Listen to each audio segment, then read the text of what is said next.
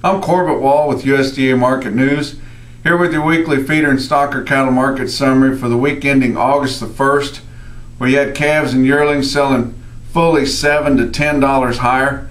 The full advance on all classes at times, from the little light calves and heifers and steers both, all the way up to the bigger cattle, but most impressively on those big heavy yearling feeders weighing over 8.5, which a lot of places showed them fully $10 higher this week, especially in the northern plains.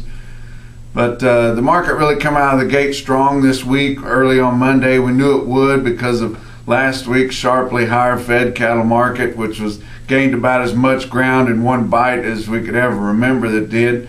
And last Friday's cattle on feed report that was pretty bullish in all three categories.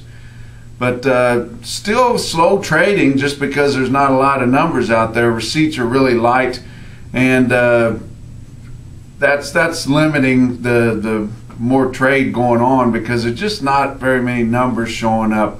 Oklahoma City didn't have 5,000 this week. Joplin didn't have 4,000 this week.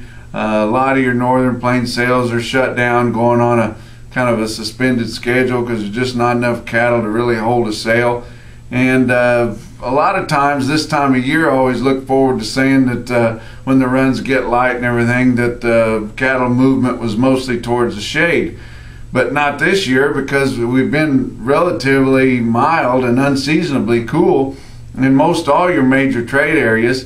We might get 1 or 2 real hot days, but then it goes right back into the low to mid 80s in most places, and very moderate temperatures. So producers have pretty much been able to move cattle at will. Haven't really heard any reports of any significant loss in the feedlots due to heat, and just not much heat stress out there. There's just not very many cattle around to sell.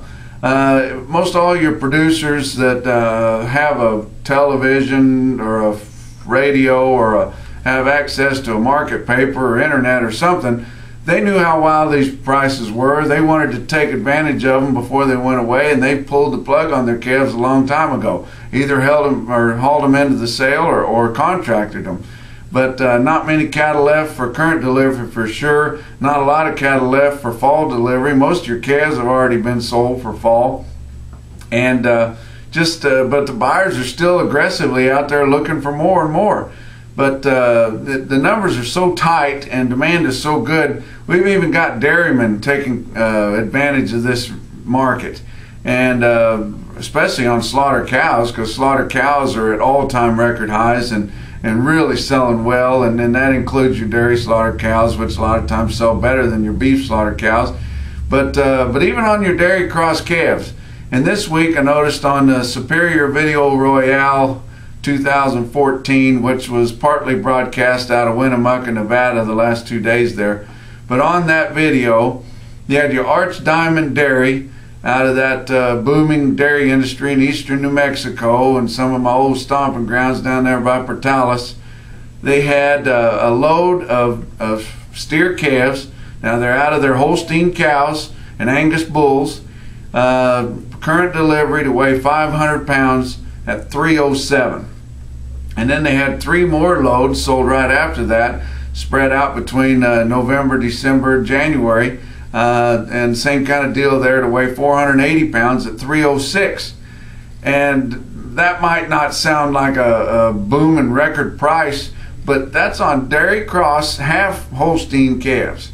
And not that there's anything wrong with those calves, and they were mostly all black, had a few white socks on them and things like that, but still unmistakably dairy cross. And if we weren't in the situation we're in right now, those calves would have sold at a huge discount just because they were half dairy. But all in all, the guy that bought them knows that those cattle can go right with some of your better cattle. That cattle can still make CAB if they grade well enough.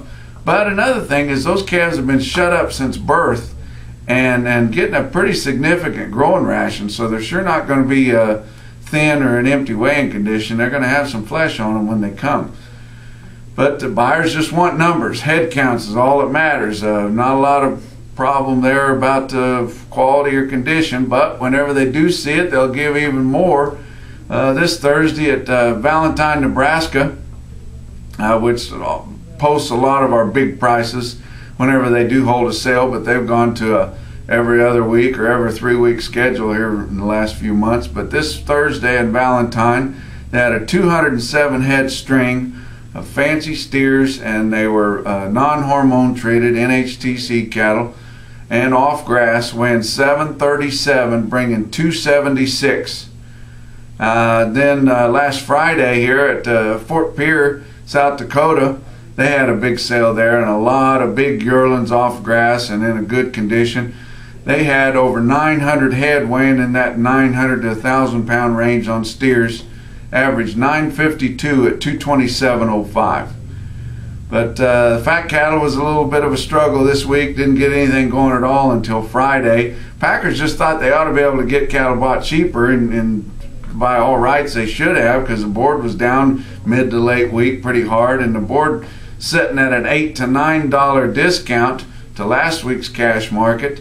And finally did break loose there Friday, selling a few live sales, mostly all 163, which is $2 to $3 lower. Regional weighted averages this week in the north central states, an 800 to 900 pound steer cost you $231.06 compared to $221.04. That's a full $10 last week, and a year ago $154.86.